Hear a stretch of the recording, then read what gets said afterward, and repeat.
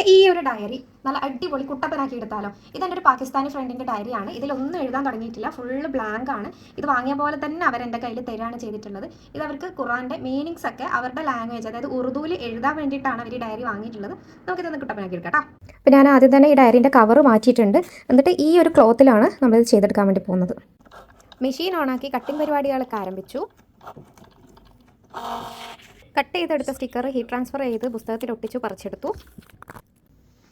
അപ്പോൾ ബുക്കിൻ്റെ final look ഇതാണ്. ഇത് മാത്രമല്ല, ഞാൻ ഇതേപോലെ എൻ്റെ ഒരു ചെറിയൊരു ഖുർആൻ ചെയ്തെടുത്തിട്ടുണ്ട്. പിന്നെ എൻ്റെ ഒരു ഫോണിൻ്റെ കവറ്, പിന്നെ അല്ലുവിൻ്റെ ഒരു കുട്ടി ഡയറിയും ഇതേപോലെ ചെയ്തെടുത്തതാണ് കേട്ടോ.